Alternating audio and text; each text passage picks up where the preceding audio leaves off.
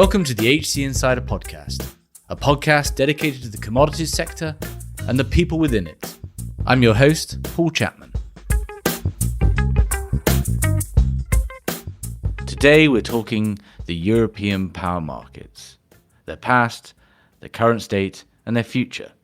There's a growing interest in trading European power right now, with a number of new entrants and funds entering the space, but it's also seen by the global markets as carrying the banner in energy transition, and studying the markets offers a glimpse and an insight into what the future might hold for other power markets around the world. Joining us to discuss the European power markets is Laurent Segalen. Laurent is a veteran in the space, a clean energy investment banker. He's been a management consultant and a trader in European power and carbon markets. He's an investor in digital platforms associated with renewables, and he's also the co-host of the Redefining Energy Podcast, one of the most popular podcasts in the energy sector and focused on the energy transition. Laurent, thanks for joining us. Thank you for having me. So we're going to talk about the European power markets, a little bit on the past and then what's going on currently. It's a very active and interesting space. And then looking towards the future where Europe is really, I think, seen by the world as the torch carriers for energy transition. And we're going to go into, I guess, some of the political and security routes to that.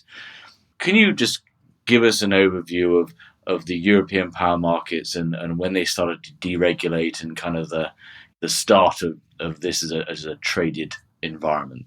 Yeah, I mean, definitely deregulation and start of trading happened in the 90s. So you really had a strong political hand from Brussels, much stronger than now, and where basically the European Commission could dictate what they wanted to states.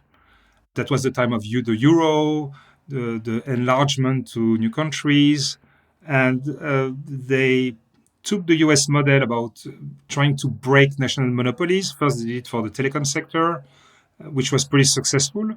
And then they decided to do it for the power sector. So it was really a time when, technology, price signal were going much faster than regulation. Now, the interesting thing is, in fact, the physical infrastructure for trading had been developed also during the 90s for a very simple reason, is that the French had literally built too much nuclear capacity, far more than they needed, but they had the budget. So, engineers, they got a budget, they're going to build it. And they ended up putting wires, interconnection inside Germany, inside, more a bit inside Italy, not really much in Spain, and, going up north to the Netherlands and also a bit on the UK. So you end up with this deregulation, you end up with this liberalization, and you have now the physical infrastructure. You had this a political groundswell bringing these, deregulating these markets. You mentioned the US there was modeled in part, and I know the carbon markets were modeled on the SO2 markets in the US. You also had kind of this, the rise of the American merchant utility, and they were going into Europe in a big way right at this time, right? Late 90s, 2000s, bringing their expertise, bringing their sort of, aggressiveness to the space. And that also really, this was a time when the US and the European utilities were throwing a lot of money at building trading businesses, right? It really did kick off an entire new sector. Yeah, totally. The fascination was for Enron. Every time I talk to those, this way back when, I was a consultant at PwC, and they just said, can you explain us, how Enron works? We want to do like Enron. People were mesmerized. And, after that, when you had your business card, former Enron trader, it was like an MBA at Stanford or Harvard. You could get a job literally everywhere. So it was for them a way to show that they were modern because their image was pretty, like old school already. And in fact, they had a fantastic decade. The decade of the 2000, you see the valuation goes up in stock exchange. Électricité de France, EDF, ends up at $200 billion valuation. It's absolutely crazy. Now it's worth probably 30. That's tell you how much shareholder value has been destroyed. And they were trading, and carbon market was also linked to that. A lot of people made a lot of money around trading carbon, including myself. and everything was okay. And at the same time, there was this little music the traders did not really listen to, which was the starting the development of renewables. But they were so uneconomic that they were a bit of a laughing stock. Say, oh, okay, 1% of the market, 2% of the market. And, by the way, they take $50 per megawatt hour on the market, but then the government, they had $500 of subsidies. So whatever. It was really a whatever. And that's true because at the time, the cost of the capex of the renewables was extremely uncompetitive. But then they just grow, especially Germany. Germany was, had this energy vendor in head and just, they were not about stopping nuclear yet, but for them, nuclear was already in the rearview mirror. They knew that to diminish their dependency on coal. They knew that, all the gas was coming from Russia at the end of the day. So Germany was really the driving force. They were driving force. At the same time, you had this power exchange, which is the EX in Leipzig. And frankly, that's the price setter for Europe, for continental Europe. Everything was like two parallel universes. And 10 years ago, literally within 2 months, I had two haha moments. I was running my hedge fund, trading power and carbon. And I arrive in the morning and my analysts say, our software went down last night. So what do you mean? Because software was collecting price signals every half hour. So, we could, trade a bit of this, trade a bit of that. And because, trading carbon is trading power. Whatever they say about the steel, the cement, those guys, they trade once a year. But, trading power, trading carbon was a daily business. Yeah, I said, price went negative. I said, come on. Price cannot go negative. There's something wrong in the software. And then price went negative. And then I said, oh my God. People thought that those renewables were the cherry on the cake, but now they are literally eating the cake. And the producing out of gas, coal, and nuclear in the year 2000 was a massive, massive source of profit for those utilities. And every year, 2011, 2012, 2013, you saw prices going down because there were more and more renewables arriving on the market. And it wasn't really, I guess it took a while for that realization, right? Because they didn't see it coming. They were still planning new coal plants and new gas plants. And the 2000s was such an excellent decade. You had these incredible valuations. At the individual level, you had, European power trading. They were some of the best paid people on the block. Everyone was building teams, huge guarantees and so forth. Really a lucrative time. Even with Enron going down, they didn't really skip a beat, right? They all went and joined the European utilities and all went to the banks. And then not even the financial crisis. It had a little bit of an impact, but the music just sort of suddenly stopped. And I guess what you're saying is that you had in the background these really powerful subsidies for, and maybe you can just lean into that a little bit, for renewables, wind and solar, that meant that these things were being built at scale that were effectively uneconomical. And then suddenly we had this decade, or at least a good few years, of just depressed power prices, very little volatility. Power trading organizations were consolidating. The utilities suffered significantly, and you kind of had the doldrums for a long period. Yeah. So when I talk back to regulators, and everybody say, you're crazy to have given such high prices for so long for those renewables. And like I say, look, we didn't have a clue. We could not foresee the prices of the technology going down so fast. Even in their head, they say, okay, we're going to give you 15 years. But, they at some point, the profit made on renewables was so obnoxious that they had to literally pull the plug and almost default on the subsidies program. Because the guys say, okay, fine, we're going to have 100 megawatt. And, before they know it, that, 2 gigawatt, which was built over, over a period of a year. And because the price went down and nobody saw that coming. But then that's why, pretty much everybody who could build a wind farm in the year 2000 and then a solar park in the 2000 did that. Because you would lock in a price year one, and then you would spend 2 years developing it. And by the time you get your solar panels or your turbines, the price had gone down 40%. Plus the banks love it. Interest rate went down and, they lend you 80% of the price. It was a license to print money to do renewables. That's why it went so fast. And a lot of people did that. And A lot. and can you just put some, I guess, numbers around it? The difference between power prices in the 2000s and the power prices in the 2010s, and the disastrous impact. I mean, and then you can see it now when I come onto it, how different the grid looks today. But because these mega utilities got absolutely nailed by this event, and then it was compounded by obviously Fukushima and other, your other aha moment. It's not just the price that went down from the 80s euro per megawatt hour to the 40 euro per megawatt hour. It's also the capacity factor. Because when it's windy or when it's sunny, those plants are just not called in the merit order. So you saw the capacity factor literally dropping. There was this gas plant in Germany, in the south of Germany, in Bavaria, called Ichting 5, like top-notch, super combined cycle, wonderful. They started year one, they had a budget, said, okay, fine, we're going to run 6,000 hours. Year one, they run 2,000 hours. Year two, they run 500 hours. And year three, they run 20 hours. And then they went bankrupt. Because you need to understand, renewables, they come first in the merit order. So if there is too much renewable on the system, it's not really the price. It's just that people are not going to switch on. Now, of course, nuclear are must run. So, they must run. You switch there. But everybody in the generation sector, it became an absolute bloodbath. And that really contributed to the demise of utilities on the generation side. Because those people are not the one owning the assets. The one owning the assets, 80% are insurance company, private equity funds, family offices, you name it. And they spent 10 years lobbying about, their coal plants and their nuclear plants and, how can we get more subsidies.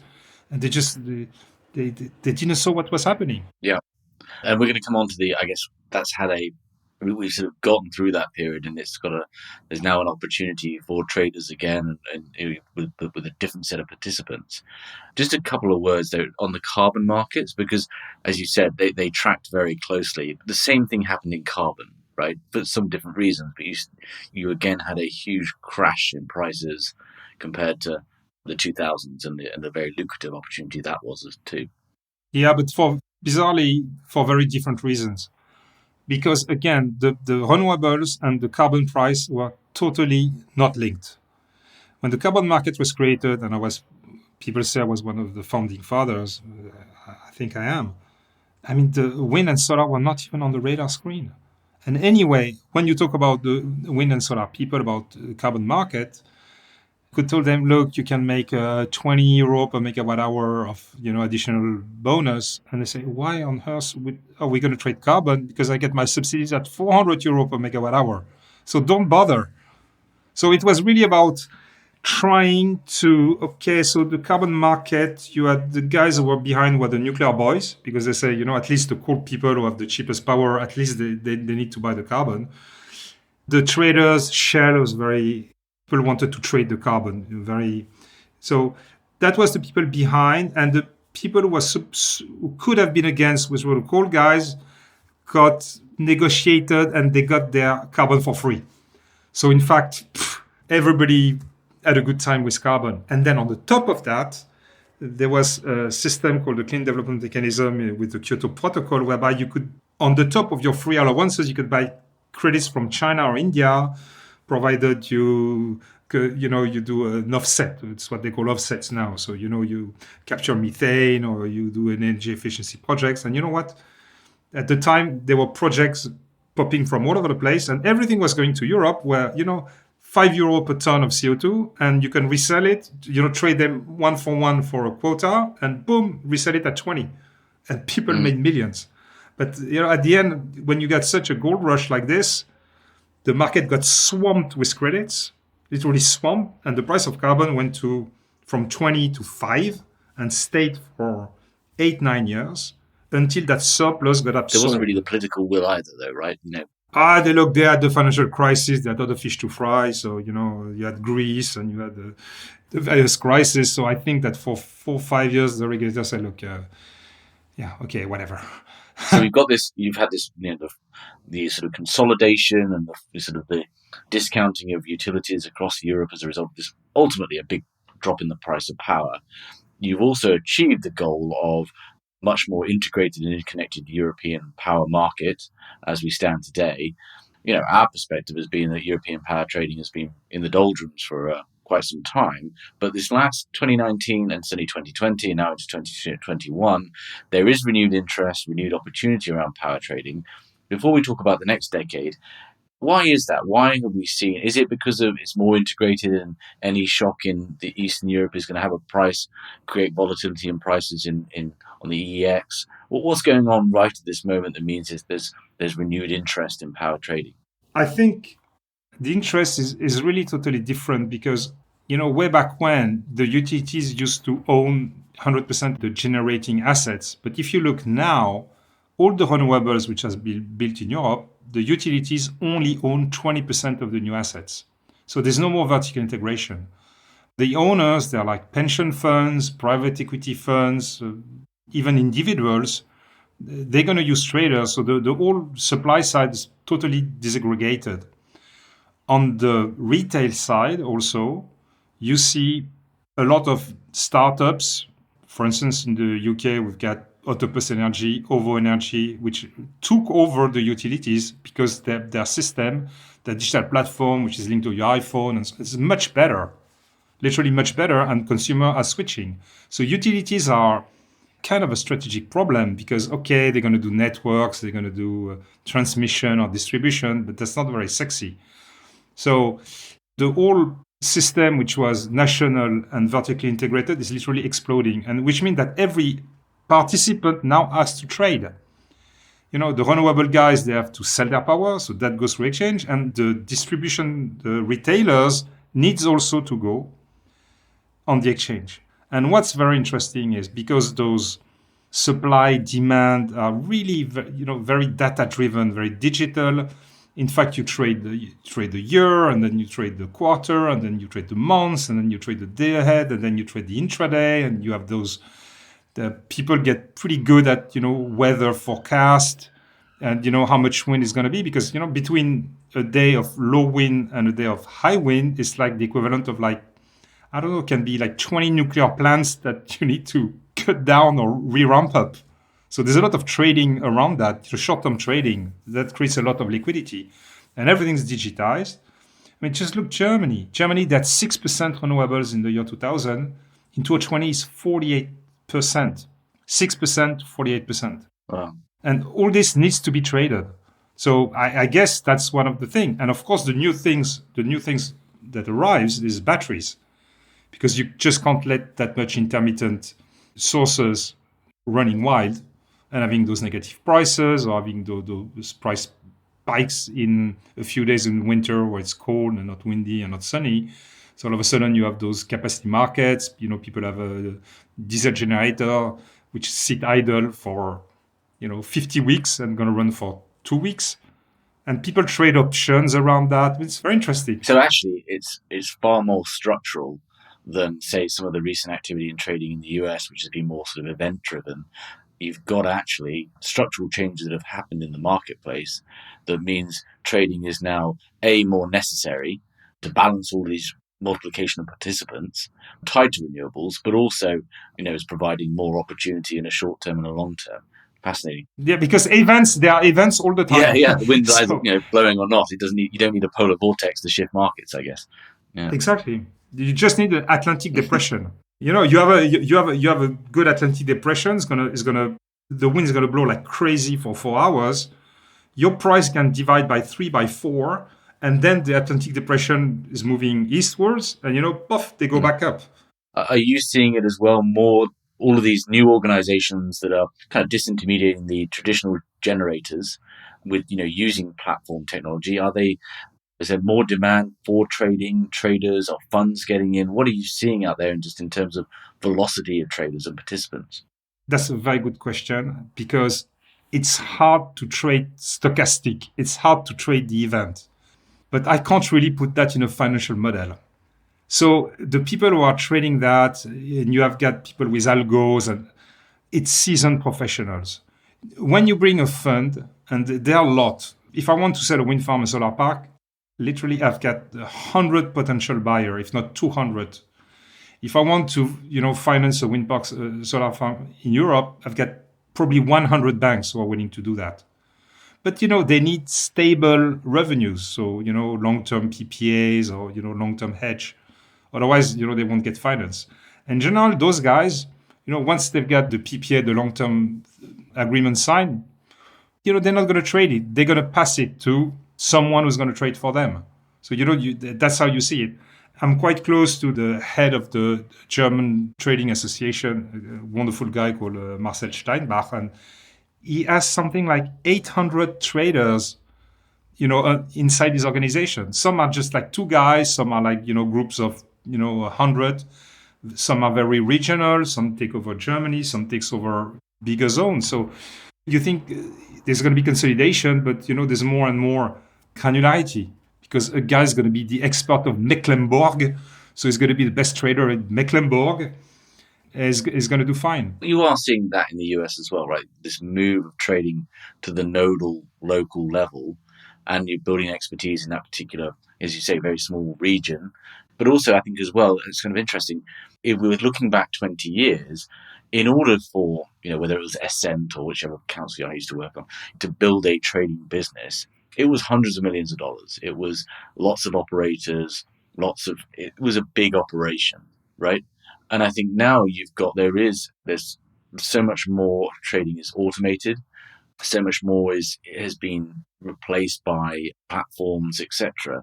It's also less expensive to get into trading, right? It's just, it's about having a margin account and all the rest of it. Yeah, but look, you used to trade by the hour.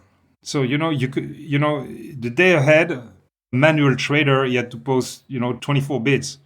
But, for instance, there are certain places they're going to trade by the quarter of an hour. And even, I think in Australia, they're trading by the 5 minutes. So you need to put 400 bids a day. That has to be automated. There's no way an old-style trader can put 400 bids for 5 minutes in the system. So there are systems who are plugged into system. And the amount of integration is, even for me, it's mind-blowing. I was talking to the investment fund who is managing the biggest fleets of batteries. And he says, I don't even know what's going on in my batteries. We put algorithm and then the algorithm of the battery is going to take some market signals and they're going to decide if they're going to trade in the frequency FFR market, the capacity market, the dynamic response market. But this is a link also to the O&M because they buy it from BAD or BYD or CATL. And they're going to say, okay, if we just do a bit of frequency, we're not going to do a full cycle on my battery. But if I juice my battery to the minimum, it's going to impair the lifetime of my battery, which is itself linked to the insurance company. We say, do I have the right to juice my battery today? And all those systems, they kind of talk together. And the guy just go at the end of the day and say, okay, that's how much I made. Wow. So it's crazy. I want to talk. So I think that gives us all a good idea that, this is actually more structural in terms of the trading opportunity. We've had the great start, the renewables and ultimately transparency, reducing the opportunity. And now that's coming back out as kind of renewables are established. I want to talk about energy transition because the world looks to Europe as it's leading the way in decarbonisation around power generation of the power grids. Why is Europe the leader in this? What are the social and economic and political background to why Europe is leading this charge? It's very simple. Because 10 years ago, we imported, as a continent, $500 billion of energy from outside Europe. We imported 80% of our oil. We imported 80% of our gas. So, to put an environmental policy, you're not going to hurt anyone except the importers. It's not like you have got guys. Look, if we had the Permian or, Northgard War in Germany, I would say that the whole story about energy transition would be much slower. But frankly, nobody was defending. We just saw those billions going out. And unfortunately, in Europe, we don't have the US Navy, so we cannot show the muscle. So we need to be nice to Mr. Putin. We need to be nice with the Saudis. We need to be nice with all those people because, we need their oil. We need their gas. So the push for energy transition also comes from energy security. Because every kilowatt hour we can produce, and especially we can produce from wind or solar, is one less barrel, one less cubic meter we need to import from those countries. And if you look over, those last 10 years, and some people might say, okay, it costs a fortune in subsidies. Okay, maybe, but now our external energy bill has halved. Plus, a lot of jobs were created because the good thing about renewable energy, if I look at, for instance, the extraordinary adventure of the UK offshore wind industry, there was nothing 10 years ago. And under conservative governments, not even like left wing or something, they have 10 gigawatt running on the North Sea. They managed to do that because first it's quite shallow. So, you don't have to dig like thousands of meters. North Sea, you have a lot of places where you got sandbanks at, 50 meters, or 150 feet beneath the surface. And of course, you had the oil industry was already there and drilling for decades. So basically, you could use a lot of the knowledge of the offshore oil industry and repackage it and use it. And if you see the first guys who developed the offshore wind farm were linked to the oil industry, that the maintenance boats and, there's a lot of engineers and they knew how to run cables and they knew the type of steel which would not be corroded. Success stories are more oil guys turning into wind than onshore wind guys going offshore. The few experiments in Germany they had, which were like onshore successful guys who just went offshore, they got bankrupt. There was too many challenges. So I know it's happening in the US right now. It's very exciting. Offshore industry is very exciting. The size of those machines, 14 megawatt. Now you get the GE one, the Aliad, and you've now Siemens at 14 megawatt per machine. The biggest you have on is like 4 megawatt or 5? Because now, US is pretty not very dense, but now in Europe, small windmills, that's fine. It's 50 meters high. But now you say, okay, the new generation is half the Eiffel Tower. Some guys say, no, you have a lot of resistance now to wind. Even repowering is difficult because when you repower, you're going to put much stronger machine. It's not like solar. Solar, the panels, they just get better every year.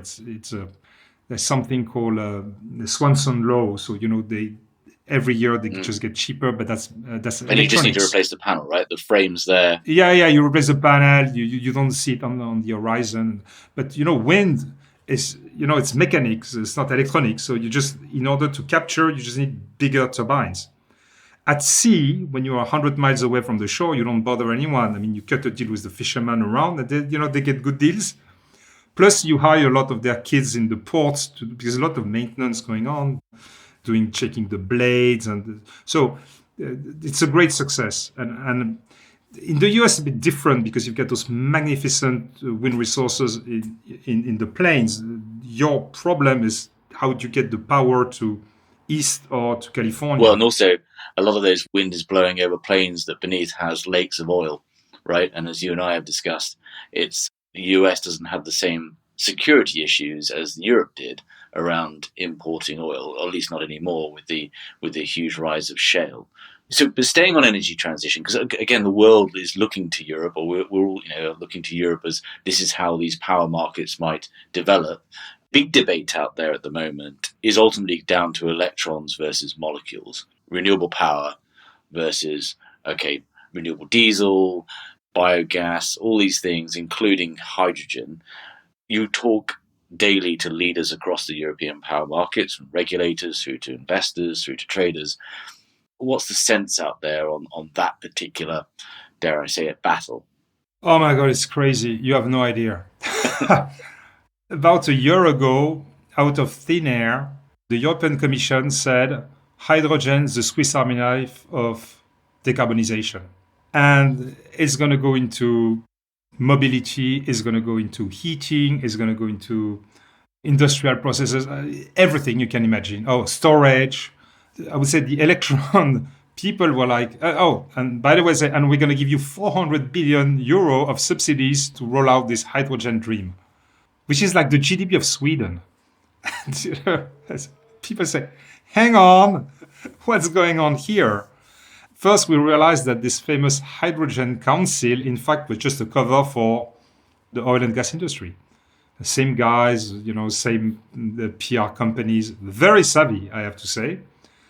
But the electrons begin to strike back, and they say, guys, first of all, number one, you talk about yourself as a solution, but first you need to recognize that there is a problem, and the problem is there is hydrogen production right now. So Europe is about 10 million ton a year. I'd say the world is about 80. Now the great thing is this is your data. Nobody really know what the production of hydrogen is, and you produce this hydrogen with 98% of fossil fuels. So some of the use, like ammonia, which is fertilizer, that's a good use. So please continue to produce hydrogen, but maybe before you talk about new uses of hydrogen, maybe you should consider hydrogen, clean your own backyard before you talk about multiplying the production of hydrogen by 5, by 6, by whatever. So that's the type of discussion we're having. And then they're saying, okay, we're going to use it in cars. And by the way, Toyota, this beautiful Mirai, and say, hey, excuse me, we're going EVs. Elon Musk has done a crazy job, and he has literally struck the head of the German auto industry. First, 5 years, they laugh about him. First, they ignore him, then they laugh about him, and they cry, and now they just follow him. But they're going, if I've seen in the recent months, what Volkswagen has done and Mercedes, they're coming pretty fast on him. Not in the software space, because software is pretty much, self-driving, I think, is still far ahead. But the batteries, everybody's catching up on him. I think he has an advantage right now, but I think his advantage in battery is going to be gone within 18 months. So going back to hydrogen, forget about using hydrogen in mobility. And then we go into heating. And people realize, in Europe, there's 200 million gas boilers. So you're going to put 200 million hydrogen boilers? How does it work? Are you going to use the existing gas pipelines and say, but you need to change the compressor, the steel gets brittle. There's so much problem. And then you take every sector one by one where they promise you the moon and you say, it's not going to happen, or it's going to happen in 50 years. Hydrogen planes, hydrogen trains, hydrogen this, hydrogen that. So, yeah, that's the debate we're having now. We're saying, look, and of course, you've got energy storage. You say, but we produce too much energy, you get negative prices. We want to put electrolyzers, and those electrolyzers, they're going to produce hydrogen. And, when the wind's not blowing, we're going to use that hydrogen to run fuel cells, and we're going to reproduce power. And makes sense, except the round-trip efficiency of hydrogen as storage is 35%. So basically, you put 100 of energy, you get 35% back, because you need to compress it, you need to store it, you need to put that in a fuel cell, which has a 7% energy efficiency. So the round-trip efficiency of hydrogen as a storage is 35%. And at the same time, the batteries is 95%. Even the pump hydro is 80%. So you say, hang on, we don't need hydrogen. So now they say we're going to put it in steel. Or okay, fine, put it in steel. But it's not the Swiss Army knife. So I think you've got definitely the European auto manufacturers have chosen, right? They've gone EV. You've got this sort of insurmountable, at least at the moment, issue of efficiency. Is there an argument that in some of the same way, the rise of renewables in the 2000s, the European Union is going to put so much money at this, and it's going to have so much. Obviously, the hydrocarbon producers have a real vested interest in this thing getting off the ground, that we're going to have hydrogen come what may? Or do you think it's, and I'm asking you to speculate here, is it sort of a lot of hype at the moment, and there has been hydrogen hypes in the past, and eventually it will just, it will have some niche roles in certain industries? Or do you think it could be the subsidies could be so significant that we're going to have a hydrogen economy come what may? So if you look at governments subsidizing a nascent technology, and by the way, hydrogen is not nascent at all, but let's say, for the sake of the argument, you just discover the electrolyzer. It was discovered, I don't know, centuries ago. And you say, okay, I'm going to put money so we can scale. What's what the Chinese done with solar, for instance. We can scale, and with scale, we're going to reduce the price of the technology. And you know what? It's going to be, we can remove the subsidy at some point. That is fine with me. And governments have done that. And some of the subsidies were literally lost on, technology that did not work. Well, they worked, but they never scaled, so the price never went down. So we can talk about tidal, we can talk about, geothermal, about concentrated solar. I mean, there's a lot of things but that's the role of a government because there's no private capital for that. If you look at the price of hydrogen, whether you put green hydrogen, which basically you put electricity in an electrolyzer and produce hydrogen from it, or what they call blue hydrogen, which is basically you put gas and then you're going to capture the carbon and then that's how you get your blue hydrogen. 70% of the cost of the hydrogen that goes out of those processes, which is supposed to be clean, remains a fuel. The cost of the technology is not relevant. It's just the cost of fuel. So the question is, I've got power which is clean. If I want to subsidize hydrogen, it means I need to buy power at 20% of the cost of the market. So it's not about subsidizing a technology in order for it to get cheaper. It's about subsidizing a fuel. So I don't think government job is to subsidize fuels, period. So, and look, people regulators are calling me and say, what are you talking about? I say, look, it's very simple. In order to trade, and you know that, I know that, every trader knows that, you need three things. You need data, you need space, and you need time. You need data, you need markets, you need to know at what price you can buy, you can sell. You need to know who's doing what, supply and balance. That's number one. Number two, you need space. Space meaning you can move a fuel from A to B. Now, I can move LNG from Texas to Rotterdam, and it's going to cost, $2 per MBTU. You can move power across Europe, and I'm going to have, 5% loss. That's fine. You can move it. You don't lose a lot. Then time, you can store it. So when you store gas injection, you're going to lose 5%. That's fine. You can store it. When you store electricity in a dam, okay, fine. You can lose 10% of it. Evaporation and so on. So for power and for gas, you have the data, you have the space, and you have the time. And you arrive in hydrogen, you have zero data, you have zero market, plus you can't move it, because if you move it in pipelines, you can lose 20%, 50% of it, whether it's gaseous or liquid. And you can't use it as storage because the round trip efficiency is 35%. So in a summary, you have two very good fuels you can trade, power and gas, and you want to produce the shittiest fuel on the planet. You cannot bank. It's not bankable.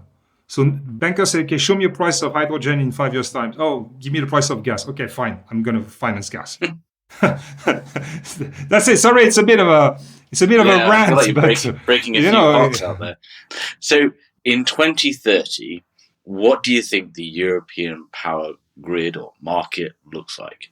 Right now, the batteries are literally doubling every year because they get cheaper. And the batteries used to be very profitable in the first 30 minutes, and now they're profitable in the first hour. And because they get cheaper, they're going to start eating the cake of the peakers. They're going to be profitable in an hour and a half, in 2 hours. What do you mean? What do you mean by that? Just to understand that. Okay, but just in terms of market arbitrage. In terms of market arbitrage, the batteries that are configured right now, the people, they're going to put a 1 hour battery because, they make money on the 1 hour battery. But if they put a 1 hour and a half battery or 2 hour battery, they're not sure they can justify the extra hour. You see, they're going to make money because they're going to rotate once or twice a day for an hour. But then they're going to realize, hang on, maybe if I put an hour and a half battery, I can still make money because the battery is getting cheaper. So that's where you need the ramp up in the evening after a big solar day, or ramp up because they've been, the wind has gone down. Right now, this job is done by the peakers, the gas peakers, and they're going to eat into that. Second thing is, and you have something which is pretty good. It's called the NSOA, which is the kind of regulators of all the networks of power in Europe. It's a very well, very good organization. So you have all their plans. You go on their website, and they've got all their plans for new interconnectors, new pump hydro. So all this is pretty well done. So here you have a roadmap. They say, okay, we need, there's too much power in north of Germany. We're going to put power in the south of Germany. How do we put those HVDC lines? So there's a physical plan which is there. And the moment you are in those programs, there's a lot of subsidies from Europe coming in case your project is not fully profitable. So you're gonna have a lot of offshore wind installed, a lot of solar, a bit more wary about onshore wind because you start missing good sites, which means you need to go back to old sites and negotiate the repowering of it. But I don't see a big development of onshore wind. And I know some of my friends are going to scream.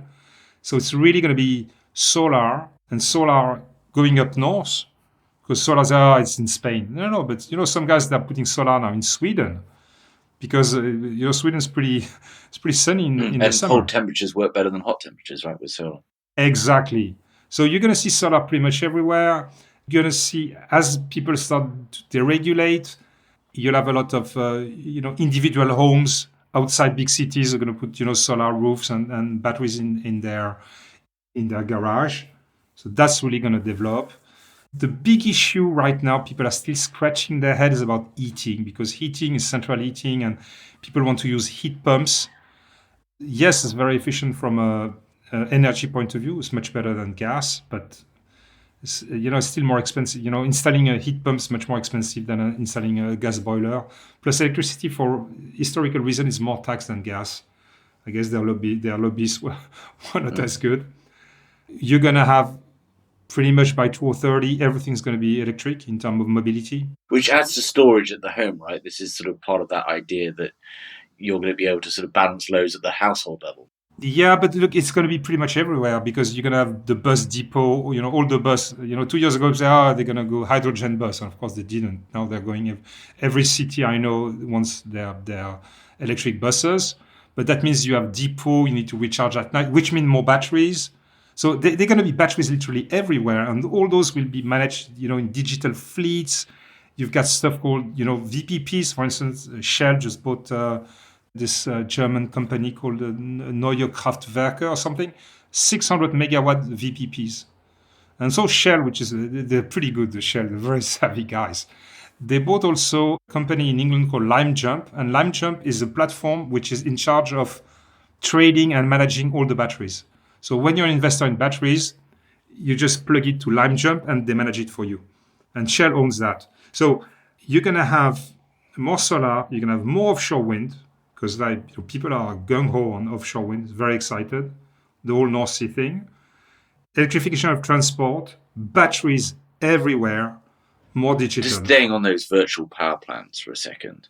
Can you just dig into that? What exactly do you think that starts looking like? Who's going to own them? Are we going to see the RWEs of the world trying to get in on this, or is it going to be a completely different group of participants?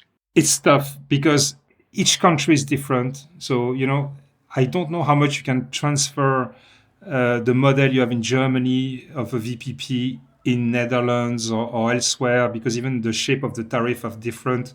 You need to convince a lot of people to. I mean, Sonnen, which is bought by Shell as well. Sonnen has, a certain number of batteries in everybody's home, and people would sign a special agreement, and they would be able to use their batteries as a backup. But it's, every aggregation system for the past 50 years has proven very, very tough to scale, because you almost need to restart from zero. So I know people talking about microgrids and VPPs and so on, but that's a bit above my pay grade. Okay, what does this all? So I think that paints a really nice picture for us. It's the bed is electrification. You've got increasing sources of renewables. What does it all mean? You've got the batteries that need balancing. What does it all mean for traders? What do you see the future of the European power trader? Are there more of them? Are they wealthier? Is this all going to be digitized and done and the risk managed elsewhere? Totally. The trader of today and even more tomorrow is going to be a digital integrator. It's just going to be codes and algos and so on. I mean, the days of you can always take a wager and say, okay, fine, the price of power in Spain is going to be cheaper, and play the calendar, but that's not really interesting. Or you can say, okay, it's not going to rain too much in Scandinavia, or the snow melt is going to be, I don't know, this or that, and you can take a wager on the price in the North Pole, but very few people are doing that. So it's going to be really, digitized platforms and owning platforms. That's what it is about. I mean, I'm at the board of a platform called Zygo, which is the leading PPA platform in Europe. And basically, we have utilities who come and say, okay, I want a 1 year PPA, I want a merchant PPA, or you get those corporates, like big food companies, and say, okay, I like for my renewable commitment, I like a 5 year or 7 year PPA, and we put in front of them 20 projects, solar, wind. But it's not just that. We say what are the shapes, and then of course all this link with lawyers, so the contract is automatically digitized and so on and so forth. So it's very digital. Everything's turning digital after that, and then you will have special platform who's going to track the production versus commitment, and so, all this is digitized. So the trader I knew, the Enron guy I was taking my coffee with or my beer with, or probably my whiskey with, and was explaining me what the spark spread was, a clean spark spread, and doing kind of back on the envelope calculation and how you made money. I would go back to the office tomorrow. I would just do the same thing and I would make money. It was wonderful. But this is gone. Sorry, it's time for me to retire. So it's now about owning the platform and taking rent, or having the better algorithm and that better use of kind of the physical understanding of the markets attached to the ability to code what you're looking to achieve. Those are going to be the kind of two ways of doing it. Do you see, while we've got you, do you see a role of distributed ledgers, blockchain in the future of the European power markets? No.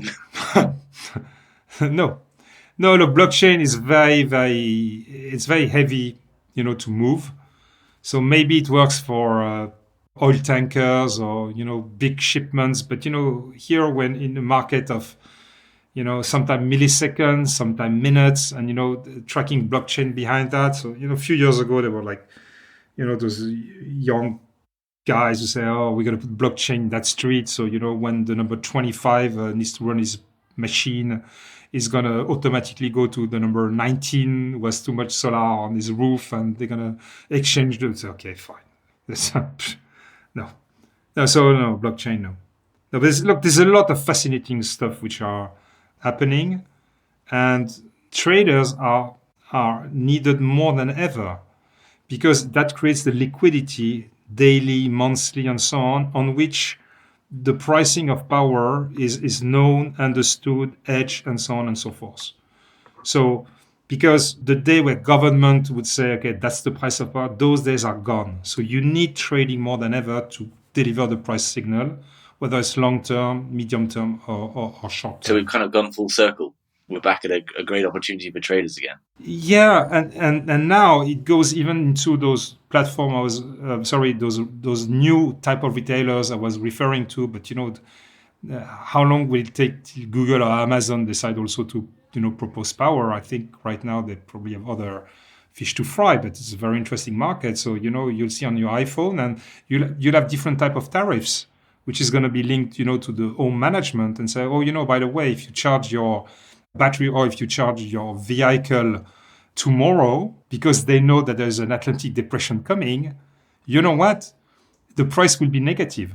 So now you see those type of things where, the weather forecast to wind is understood by some retailers, the Autopus or the OVO, which really are the best, and have certain type of pass-through where the consumers say, oh, maybe I'm going to charge my electric car tomorrow because they're going to pay me, well, not a lot, but maybe they're going to pay me 10 euro or 10 pounds to charge my car.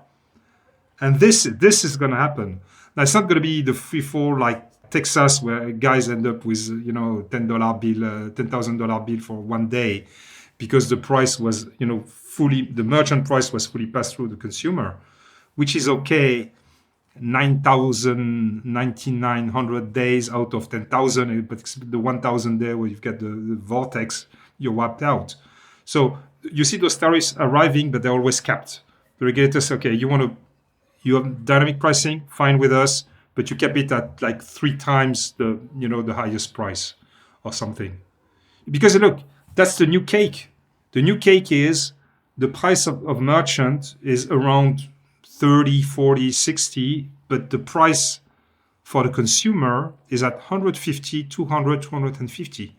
And this margin, somebody are going to pick into that. And that's fascinating, isn't it? Because, and I kind of want to end up here, is that's where the margin, and I think you're seeing that globally, that margin is now, the opportunity is moving not from the wholesale side, but from the merchants, the wholesale side to the retail side. Demand response, very important as well. But that's the same concept, demand response. People accept not to consume, so they're gonna sell their excess power. But it's the same system. And I want to end. The starkest thing, I think, when you sort of step back and look at it, is that actually 20 years ago we started with quite a number of typically national generators who owned the pretty much vertically integrated. Now in 2030, as you look forwards, you've probably got generation owned by a variety of private equity, hedge funds, or whomever.